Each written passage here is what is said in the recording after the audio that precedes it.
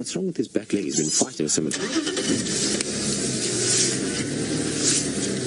Now, we've just left the buffalo. Impalas were alarm calling, and look exactly who's walking down the path. There is a Tingana leopard who has just chased his buffalo all over the place. The buffalo have run off. They got an absolute fright as Tingana came, and the Impalas started to alarm call. But what's interesting is that he's got a wound on the back of his leg, quite a big gaping wound. So he's obviously been fighting with somebody who I'm not quite sure, but he's definitely had a bit of a fight with somebody. He's walking fine, so he's okay.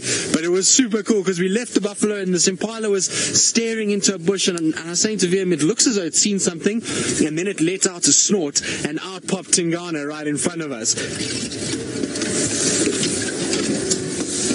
Kevin, so a buffalo is not really on the prey list for a leopard. You can see Tingana's not really worried about them. The buffalo are all on the right-hand side here. They're just watching what's going on. But if there's a baby buffalo, then yes, a leopard can be very dangerous, particularly a male leopard like this. He can come into that area and he can try and grab one of those baby buffalo. I've actually seen a male down in the south of the Sabi Sand called Kashan, who used to hunt the buffalo quite regularly. Campan male used to do it sometimes as well, and I wouldn't put it past Tingana to go after the buffalo. The buffalo are all watching on the right here. I think they got an absolute fright because there's also a male lion calling from not far away. We just heard a male lion roaring somewhere around maybe Gowrie cut line, and so I think the buffalo thought lion roaring, Impala snorting, and then they just saw a cat that they panicked and ran. But I don't know how long we're going to be able to keep Tingana for, because he's going into seriously thick bush. It is very difficult to move around in here, and we're going to struggle to keep up with him. But we're going to try our very, very best. It's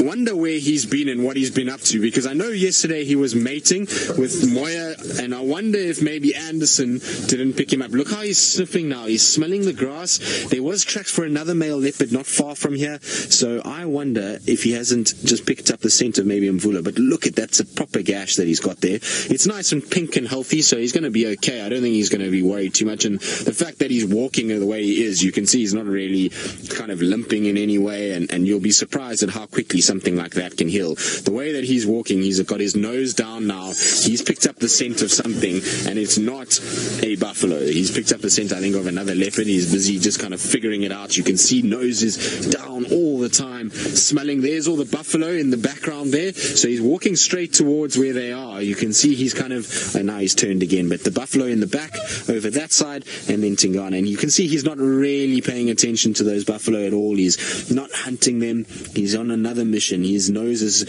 scented something, and he's now trying to kind of work out what's going on. But how cool is that? Leopards make me happy.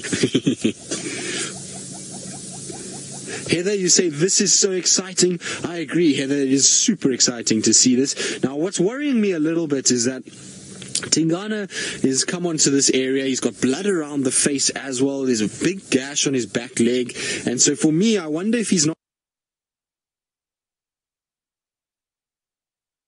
He's picked up tracks for a young male around Spaghetti Junction, and another young male track is on Cheetah Cutline, and I hope he hasn't fought with any of our young boys, because that will be a tragedy. He might have maybe fought with Anderson, though. Where he was yesterday is deep in Anderson's territory, and that might be why he's got a bit of a war wound. Anderson might have taken a little bit of an exception to this male leopard coming into his territory and mating with the females that he normally mates with, so that could be where it comes from. I'm hoping that's the case, rather than one of our young boys, because if Tingana looks like that and he fought with one of our young boys, then one of our young boys are not going to be looking very good, that's for sure. So hopefully, fingers crossed, that whoever he fought with doesn't really look too bad, and that it was just a little superficial scuffle, and that's the end of that.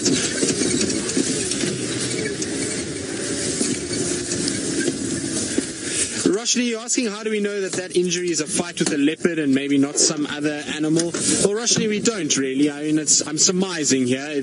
Given that he was mating, it means that there's a lot of noise and a lot of kind of vocalizing when they mate, and that often brings attention to them.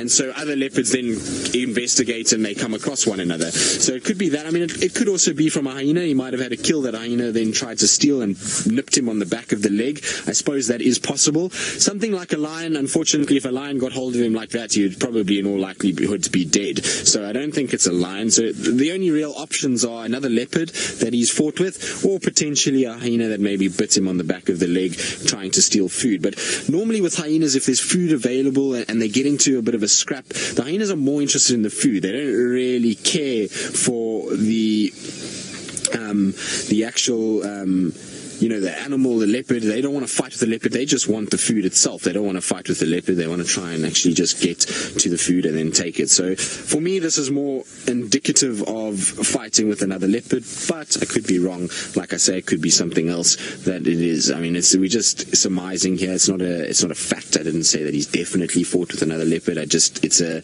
observation, and in my experience, normally when you see cuts and scrapes like this on a cat, it could be from another leopard. Obviously, there's also one other possibility out of all of this, which I didn't really think about until now, and now that we're speaking about it, is that could very well be from a warthog. We saw last night lions hunting warthogs in the Mara, and warthogs have got very, very sharp tusks, and they can hook in and cause a lot of damage. And so it could be from a warthog that nicked him on the back of the leg. It does almost look like it's kind of cut through the back of the leg itself, and it's not really a bite mark, so it might have been that. Now, Aegis, you want to know who's stronger, Tingana or Anderson? That's a difficult question to answer. I mean, at the end of the day, I can't measure their power. There's no way of me, saying to them, you bench press a weight and let's see who can do more. In terms of size, Anderson is undoubtedly a little bit larger. That's a fact of the matter. There's no real kind of argument there. I've seen the two of them walking side by side, and there's most definitely a size difference, and Anderson is slightly bigger than what we see from Tingana. But in saying that, Tingana is not small in his own right, make no mistake, and when they walked side by side, Tingana might have been slightly shorter, but he's not that much smaller. He's still going to give a serious account of himself, and he's got experience. Remember, he's older than Anderson, so he's got a bit more experience, a bit more street smarts, and so it's a tough thing. I think both those male leopards know that each one is a really strong competitor, and they'll try and avoid each other more than actually going after one another. So it's just one of those kind of situations where it's difficult to say who's stronger. At the end of the day, Anderson is slightly bulkier and slightly bigger, and therefore you might find that he's just more imposing. But Tingana does have a much bigger dewlap than what Anderson does. But you see, he's sniffing. He's on a path of something. He's picked up some sort of scent that he's now wondering who's around here. That nose goes to the ground all the time as he tries to kind of negotiate his way through here. The problem is the way that he's heading now, there's absolutely no chance that we're going to be able to follow this individual, and we're probably going to lose him fairly shortly. So Rexon's just going to cut in front of us quickly, because he's going to try and just follow the leopard so that we don't lose him. At the end of the day, it's very difficult for both Rex and myself to get through here, even with these smaller vehicles. Where we're heading now is really not easy. Peter, Tingana is now about 12 years old, so he's getting on in age. Everyone always refers to Mvula as the old boy of this area, but Tingana is not much further behind. He's a few months younger than what Mvula is. So, at the end of the day, he's getting older. These kind of injuries are going to start happening because he's moving around and he's still having to hold a territory, and there's lots of pressure from young males. If you think there's Quarantine, there's Hosanna, there's Tamba, there's Anderson, and those are just the males that we know about. Then there's this unknown male that keeps being seen on Buffels Hook. There's Djuma. There's a lot of different competition around here, and so Tingana is going to unfortunately get wounds like this at times. Whether or not he's going to be able to sustain it and to keep himself alive in this section and keep himself dominant here for a long period, well, that's debatable. But he definitely does have competition, and he definitely is going to have a harder and harder time. The older he gets and the more powerful and stronger the young individuals get, the harder it's going to become for Tingana to survive in this area. Now, I'm just trying to get a gap here for VM to be able to see. There we go, Vildi. It's not great, I know, but it's, like I say, becoming harder to follow him. But he's still sniffing around. I don't know what he smelt. Something is piquing his interest, that's for sure. It's really... So while while we watch Tingana and he moves off, I believe Jamie's cheetahs are up and moving, so let's quickly go across to her to get with him and stay with him. And he's now settled down a little bit. He's decided it's time to roll in some buffalo dung, so he's been covered his whole face in it. His neck is all brown now as well on one side. His tongue at one point was black brown. There you go, you can see all the buffalo dung on his dewlap and the side of his face. He's a little dirty now, and the reason why they do that is often just to cover their scent a little bit. So they roll around in that buffalo dung, it masks their scent, and when they're hunting and moving around, it obviously helps for them to be able to kind of not get seen and not get smelt, particularly in windy days like today. Right, well, let's try and keep up with him. We're going to try and follow him for a little bit longer, because unfortunately we are now heading towards the Buffelshoek cut line, and so he is going to go north towards Buffelshoek. But there is also good news, because we have another surprise for you a little bit later. Once he crosses into Buffelshoek, we have something else that I want to show all of you, which will be quite nice. It seems as though it's going to be one of those epic mornings on Djuma where there's just stuff happening all over the place. I believe the hyena den is also still active and various other things taking place. So, but for now, our attention will be on Tingana and what he's getting up to. He's still sniffing around quite a lot. He's kind of sitting and smelling and looking and trying to just kind of work out what it is that he's smelling. I don't know if it's the buffalo or he's picking up the scent of potentially another leopard. I'm not 100% sure. I've been trying to kind of look as we've been going what maybe has been on the ground, but it just seems as though he's following the scent of maybe something that walked there. So in my mind, I think it must be another leopard. Now, when we were trying to find the buffalo earlier, I was saying that I had male leopard tracks, and those male leopard tracks are not far from where we are now. We're heading straight north towards where those male leopard tracks are, and I'm 100% sure that they're Mvula's tracks. I know where Mvula was 2 days ago, was just north, and they've come out exactly where he had his civet kill and onto our side and then walked west, which is a typical route that Mvula would take. Also, we've seen that Tingana has come from the south, so he came from quarantine side, which means that he can't have walked on this fire break area going west, and so maybe that's who he's picking up the scent of. Maybe he's picking up the scent of Mvula, and that's why he's kind of so intently sniffing and looking all the time. The problem with this area, though, is that the elephants have had an absolute field day here, and there's lots of big holes, and we can get through there, holes and various other stumps and things that are all over the place, and so it's been a bumpy, rocky road to get here. I suppose not rocky, but stump-filled road. But still awesome. It's been such a cool experience to follow Tingana again. It's been a long time since I've spent a lot of time with him. We generally get these fleeting glimpses of our last-minute leopard, and for once, he's not been that way. He's not arrived at the last second, and we've not just got a brief glimpse of him. For once, he's actually become an individual that we can kind of spend a bit of time with and actually watch and see how he goes. Now, there's a number of sort of undulating little areas here. I wonder if this is not an area where a few aardvarks have been, and maybe that's why he's coming and sniffing around. Maybe he's smelt something here that he wants to come and have a little look and see if there's anything in these burrows or holes. It seems as though he's not too interested, though. Now, the more I look at this his back leg and his wound and the blood around his neck, the more I think that it potentially was something like a warthog that just nicked him on the back of the leg. It doesn't really look like there's any other bite marks, so I would imagine that there's some sort of kind of nick that's just been taken there, and that's a typical kind of warthog tusk blow that you would see on the back, obviously. And we know that he's a massive hunter of warthogs. He's often going after them, so it would make sense. And the fact that there's no other bite marks or cuts or scrapes anywhere on him. I've looked around his face, I looked on his neck where there was blood. It seems as though nothing there, so I wonder if he didn't go after maybe a young warthog and the mother or one of the males managed to get him from behind and just nick him on the back there. It seems more of a laceration wound than an actual bite wound from a cat. Generally with cat wounds you'll find the puncture mark of the canine somewhere on that general vicinity of the body, whereas you can see this individual doesn't really have that. He doesn't have any bite marks anywhere else. There's no claw marks anywhere else. It just seems like a little bit of a laceration from maybe a warthog. You never know. Right, well, let's just try and keep up with him now because he's starting to move.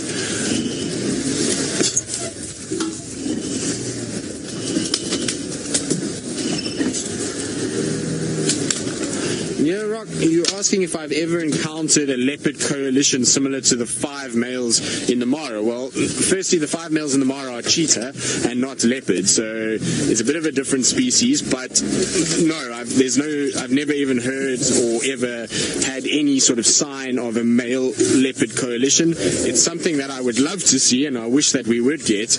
But at this stage, no, I've never seen it, and I don't think it's ever been recorded. So now, why is Tingana coming back towards us? No.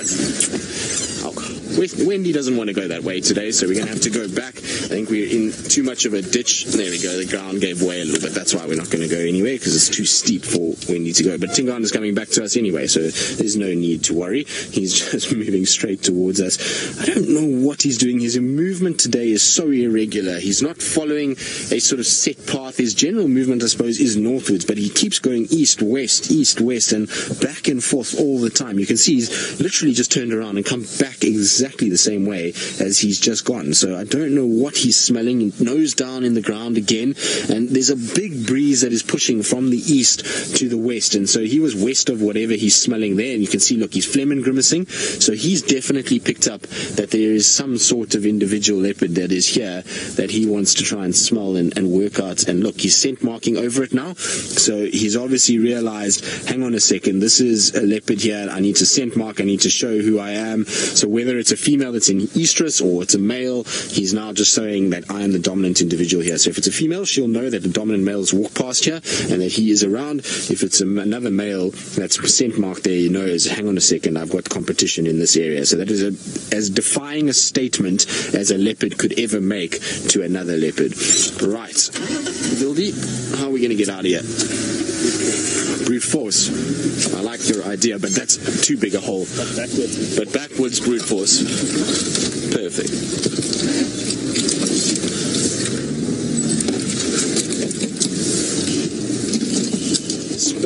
You're asking if I would say Tingana is hungry given how thin he's looking. Well, I mean, yes, he is hungry, most certainly, but you'll be surprised at how thin, how quickly his condition changes. So he might look thin right now, but if you give him an impala, then he'll be fine. But he was just come off a kill. He had a kill 2 days ago, so it's amazing how fast he digests. And I suppose, yes, he is hungry and he'll take an opportunity to hunt, but at the moment, you know, he's more about trying to find whoever the scent is and seeing if there isn't somebody in his territory, because if it's a male, he's not going to be very impressed. He's going to be probably highly irritated that there's another leopard walking around in his area. And if it's a female, he might be actively searching because it might be a female that's coming into an estrus cycle. We don't know. I mean, we don't have that same ability to smell, and so for now I think he's in a situation where he's just trying to kind of figure out what's going on. So hunting is not his priority right now, although once he's kind of worked out what's happening and he spots something, we might see a change, because he definitely could do with a meal. I mean, his stomach is sucked in a little bit, but he's not thin. I mean, if you look at his back legs and you look at his body, his condition is actually very good. It's just that his stomach is sucked in a little bit, but the rest of his condition is actually just fine. Now, just trying to keep up with him. He's really moving a lot, so it's difficult to kind of keep up through these thickets. Right, now, it's amazing just how quickly he covers ground. I mean, you can see all we did was turn around and he's nowhere in sight. And he's already moved way beyond where we are. And so I'm going to try and catch up with him. And while I do that, let's go back to the Taylor Mac and see where she is and what she's up to. So Tingana is still moving around. It's been absolutely fascinating watching him this morning. We've done loops and circles and back and forth and roundabout and all over the place, and he's gone everywhere with his nose to the ground the whole time. He's gotten quite hyped up at times and trotted. He's been everywhere, and it seems as though he's picked up the scent for somebody, but he keeps losing it, and then he circles back, and it would have been, I was saying to VM, if we had not found him and we found just his tracks, this would have been one of the most frustrating tracking experiences possible, because he literally has done circles and over again, and back and forth, and we're right back where we basically not started, but where we were about an hour ago. So we've really kind of moved around, and I thought he was going to go into Buffel's hook, and then he came back here. Now he's coming back to us. You can see he's very undecided in where he wants to go. Something is definitely disturbing him. He's done a lot of scent marking. What we haven't heard is any calling, so it doesn't seem as though he's too perturbed by it. So I think maybe it's a female. I don't know. It's obviously a big guess, but maybe it's a female that he's picked up, and that's in heat, and maybe that's why he's so kind of obsessed with trying to find whoever it is, because he's just going up and down and up and down. You can see he's sniffing absolutely everywhere. Anywhere that he can pick up some sort of scent, he's sniffing, and the nose is working overtime. Hello, Tingy. He's definitely kind of got that look in his eye like something is around and something that he wants to find. So he's on a serious mission this morning, and it's been intriguing just to watch his movements and watch how he goes about it. It definitely has not slowed down for 1 second. We have not seen him lie down, rest, or anything since you were last with us. He's just been moving the whole time. Maria, you're asking why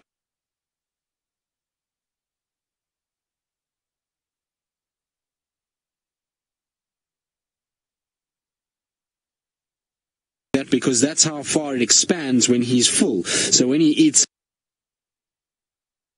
all expands out, and you end up with a situation that he'll have a big, full, stretched skin on his stomach, and so that's just from years and years of stretching it, and that's why he's got loose skin. So if you see him on a meal, you'll see why that's all loose, because all of that will have been filled up, and his whole stomach will expand and kind of be outward. And often Tingana looks like that. Often Tingana does have a nice big full tummy, except that this time he seems to be so busy walking these days that he hasn't had a good feed in a few days. You see now he's changing direction again, back towards where we are. So he just seems so undecided as to which way he wants to go, and I think it's because he keeps losing the scent of whatever he's following. He's kind of nose down, follow, and then he loses it, and then he's got to try and re-figure out where it is, and so that's why he keeps doubling back on his own tracks. It has been fascinating, though. Boy, have you been a real treat this morning. And like I say, it's just been fantastic to spend time with Tingana. Often our sightings with him are fleeting. They generally don't last very long. But this morning we've just been absolutely spoiled by a nice, lengthy, long sighting of him moving around. And I'm hoping there's a termite mound right next to us here. You can see he's just coming behind the vehicle at the moment. But I'm hoping that this termite mound is where he might decide to rest. It seems as though he's slowing down a little bit now. There's the back of the car, so he's going to walk underneath VM's backside. Sorry, Vim. There's a leopard right behind you. Is he going up the termite mound? Now you can see him just coming behind the back of the car again towards the termite mound itself. So I'm hoping he's just going to go and settle. There is a big hole in this termite mound. Oh, you can see that wound is quite raw still. Megan, you're asking what females... Oh, look at that. Isn't that wonderful? Now let me just reposition VM so you don't have the aerial in the way. Sorry, Vildi. Give me 2 seconds.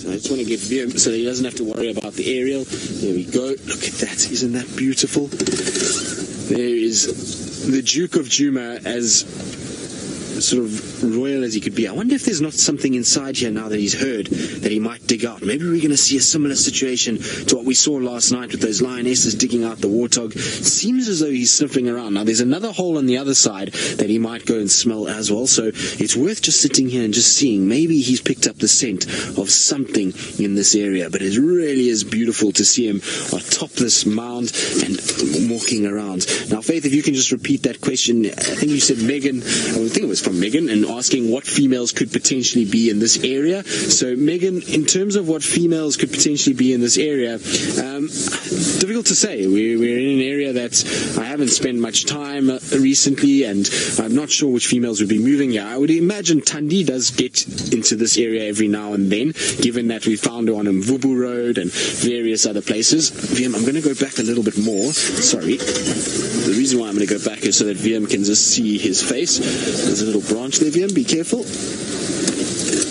So there There we go, because he's concentrating and kind of staring into the distance, and really is quite beautiful from here, so that's much better. Cloudy skies, a leopard on a termite mound. Does it get much better than that? I submit that it doesn't. But Megan, so Tandi might be around here, also in Chila. In Chila's a female that comes in every now and then, has been on Buffel's Hook, so she could be around here. Herbie often refers to a female that gets seen on Buffel's Hook. I have no idea who she is, and definitely I've spoken to some of the Buffel's Hook guys. They don't know of any females at the moment that they've seen. They said there's one skittish one right on the far east. Maybe it's that individual. Could potentially be Shongile, could be around here. There could be I don't think Shadow would come this far. That's really about it, unless there's maybe another distributing leopard that's coming out of the Manyeleti or somewhere there. But those are the leopards that we know, are those individuals. But how magnificent is that?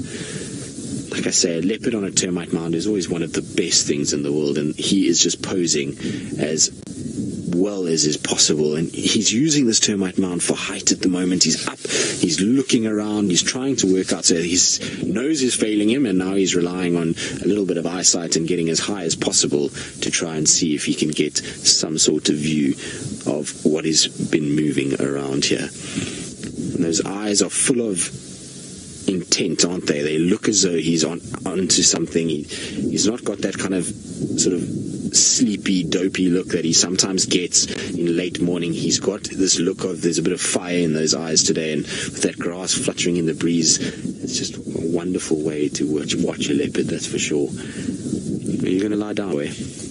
No? Maybe? Yes? I think this is where Tingy's going to settle for now, at least. From here, you can at least watch what's going on. So, Viam, hold on. Back to where we were just now, just so we can get a nice little sort of grassy gap for VM here. I've just got to watch that I don't decapitate both of us with the little tree branch. So, VM, just say when for you. We're good there? Cool. So VM says we're good right there. So we're just going to level out the camera and get everything else sorted because we are at a bit of an angle, but there we go. That is absolutely wonderful. Hopefully this is where he's going to settle. I highly doubt that he's going to be here this afternoon. And the reason why he's settled is because there's a hyena. That's why he's settled down. So the animals from the den site that we've have not too far away. You can see that hyena is also sniffing exactly where Tingana was sniffing around earlier as well. So Tingana walked past there before we came back to us and has been sniffing around in that area. And so I wonder if maybe there was a carcass here somewhere as well, that these guys are now also here sniffing and smelling. I suppose they've heard our vehicles clattering around, and that's maybe why they've come in to investigate. Hyenas often do that. When they have a situation where they hear a lot of noise, they will come and investigate. There's Tingana giving us a bit of the evil eye. Hello, Tingy. He's watching that hyena very closely, and it's typical of a leopard. When you can see he's not really perturbed by it, he's almost falling asleep, but he will watch the hyena very carefully and just make sure that it doesn't come too close towards him, that he has to be too careful. What has been interesting in this whole process of watching Tingana moving around this morning is that not once has he looked into a tree. So there's no ways that he's looking for a food item, which if there was a carcass here somewhere, he might have been looking up into a tree and kind of scanning around. So I think it's more that he's looking for an individual leopard rather than anything else. Well, that's what I surmise at this stage. I obviously might be wrong, but that's what I think anyway. Normally when a leopard smells food, it looks into all the trees as it's walking along, whereas he's been head down the whole time.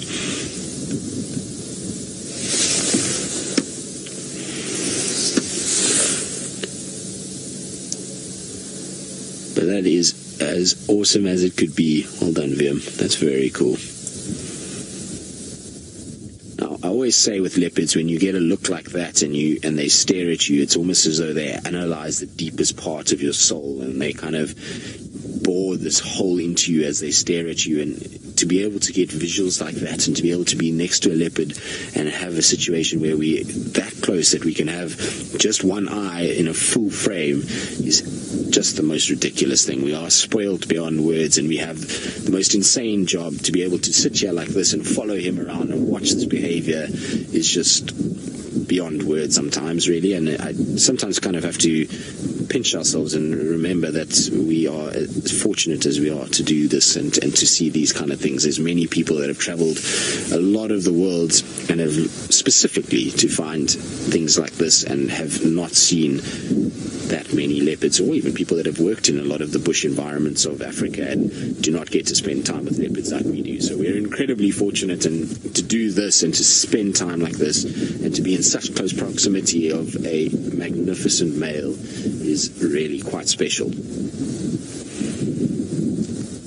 And I'm hoping this is where he's going to fall asleep. He's had a long morning of walking around. He's been busy. He's been up and down. And so I'm hoping that this is where he's going to decide to rest and that he's going to flop down. There you can see his dewlap and his kind of fold of skin underneath his throat. That all just signifies to females that he's a dominant male and also will intimidate other males. He's got one of the biggest dewlaps of our male leopards here. Even Anderson does not have a dewlap like Tingana. Tingana's dewlap is really quite big. And you can see the muzzle, the spot pattern as well, the 5 spots on his right side, so the 4 and then the one small one just on top. So if those of you who are interested in screenshots and want to use them for ID purposes, that's about as good a screenshot as you'll get of a right side of Tingana's face for his spot pattern. But look, the ears are still working as well, and he's starting to show a little bit of age now. You can see his ears are getting a little tatty, lots of little scars on the face now, and he's slowly but surely he's aging and he's remarkably kind of good looking for his age. If you think of Mvula's ears are far more tatty. Mvula has a lot more of a kind of a grayer face and looks a lot older than what Tingana does. So Tingana still looks good considering he is sort of 12 years old and has really maintained very, very well. And it doesn't look like he's going to be stopping anytime soon. He's still big, he's bulky, he's certainly asserts himself as the dominant male by moving around a lot, vocalizing a lot, scent marking a lot. It's amazing actually how much he ends up doing.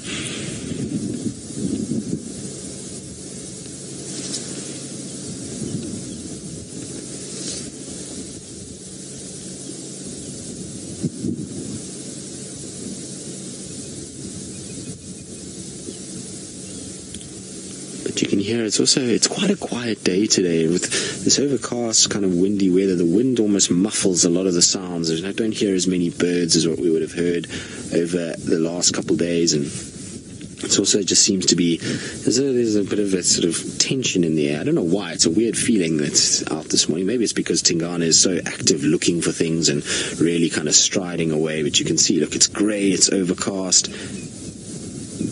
There's a wind and I can hear Hyena calling.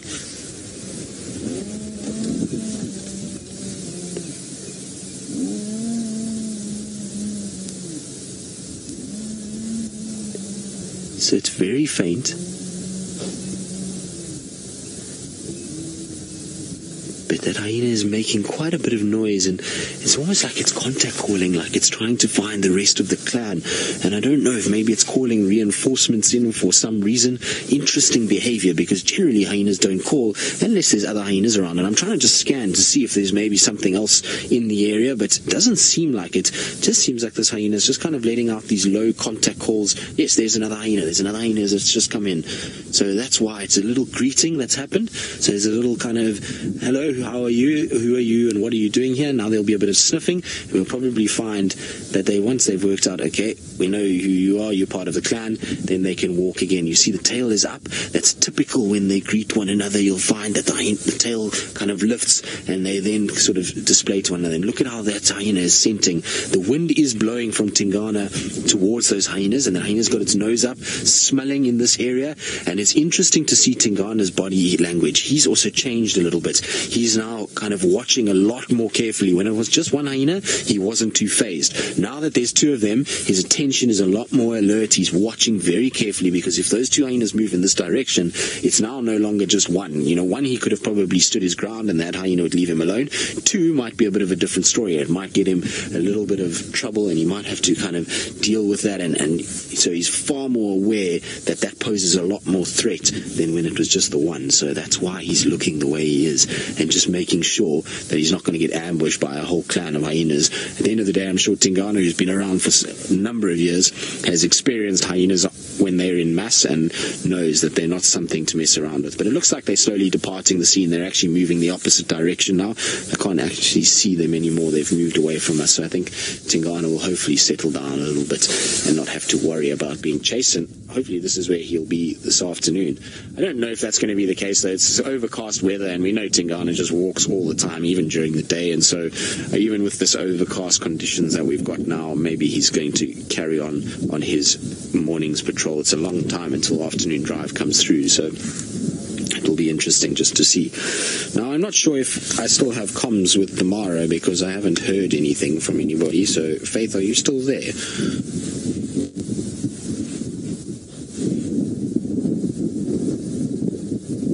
Maybe not. I don't know. I don't know if there is any communication. I don't know if we've got any radio comms. Do we have radio comms, Bia?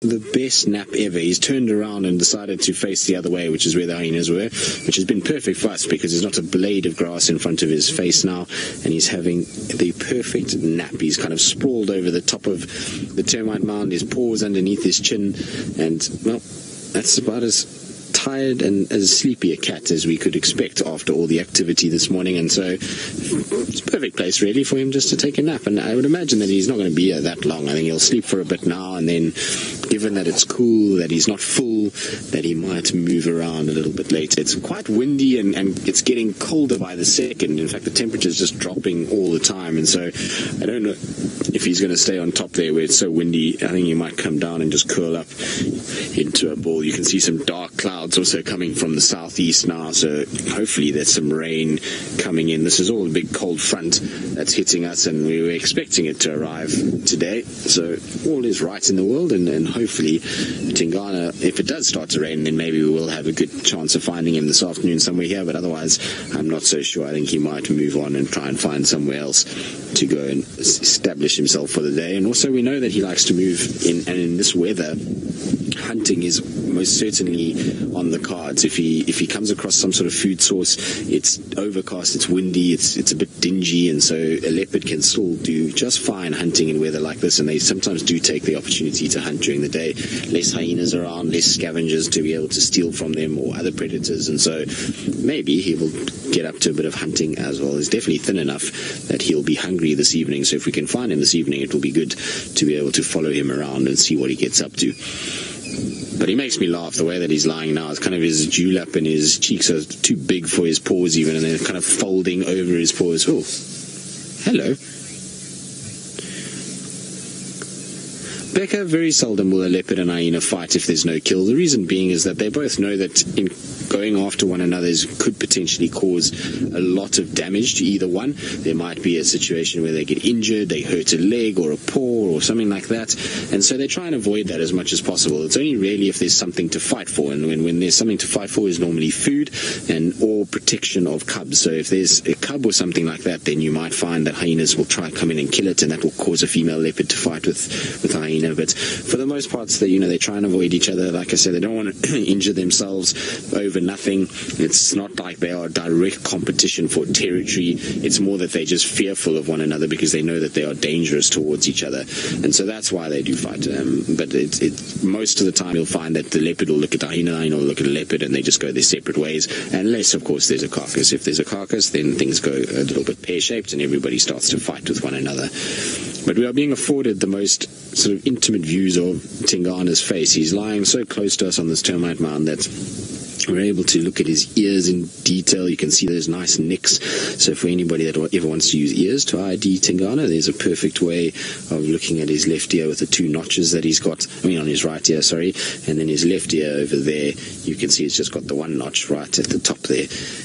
And still a bit of buffalo dung by the looks of it, because it looks a little dark and matted fur, so that's all from where he probably put his face in some rather moist, rather fresh buffalo dung in there, a little bit on his head as well, and then down towards that nose. And he's tucked his head down. It's almost just really quite sleepy now, and there's not much going on. The hyenas have pushed off, and every now and then he opens his eye when the wind gusts a little bit hard and causes a bit of rustling and a little bit of a situation where he kind of wakes up and just checks around a little bit, but otherwise he's a fairly sleepy individual that's taking it very easy.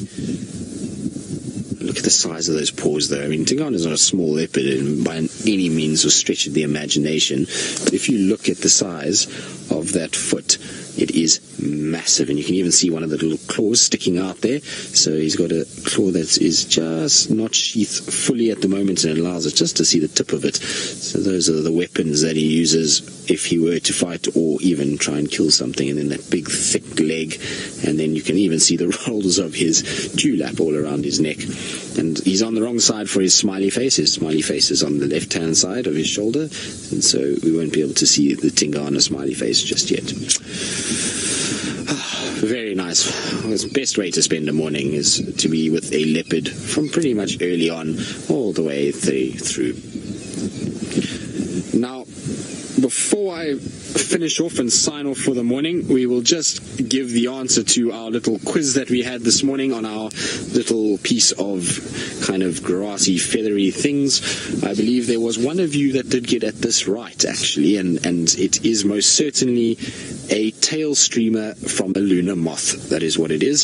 So this was on my seat this morning. So some poor lunar moth unfortunately lost its tail streamer and is flapping around somewhere. So Laurie, you got that. Well done, Laurie. And I think maybe there were one or two others as well might have got it. But it was a very difficult one just from what I gave you. I didn't give you much to work with. But there we go. That's the answer to the quiz. So VM and I are going to head off now. We're going to go back home for breakfast. And so while we do that, let's go back to Jamie all the way in the Mara. And I believe she's got probably one of the biggest antelopes and one that I'm very jealous about that we don't get to see.